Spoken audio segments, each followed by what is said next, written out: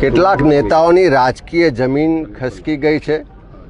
કેટલાક નેતાઓનું રાજકીય અસ્તિત્વ ટકાવવા માટે પોતાના રાજકીય ફાયદા માટે રાજકીય એજન્ડાઓ માટે આવી બયાનબાજી કરી રહ્યા છે। સરદાર સાહેબ સામે કોઈ આવી બયાનબાજી કરવી એનો મતલબ કે સૂર્ય સામે ધૂળ ઉડાડવા બરાબર છે। સરદાર સાહેબ કોઈ એક સમાજના કોઈ એક ગુજરાતના નેતા નહોતા, પણ આ દેશ અને દુનિયાના એવા સપૂત છે કે જેણે દેશ અને દુનિયાને એક નવી રાહ આપી છે કે જ્યાં પણ અન્યાય થતો હોય, જ્યાં પણ અત્યાચાર થતો હોય એની સામે અવાજ ઉઠાવો। એક લોખંડી પુરુષ તરીકે મજબૂત ઇરાદા સાથે આ દેશને એકને અખંડિત બનાવ્યો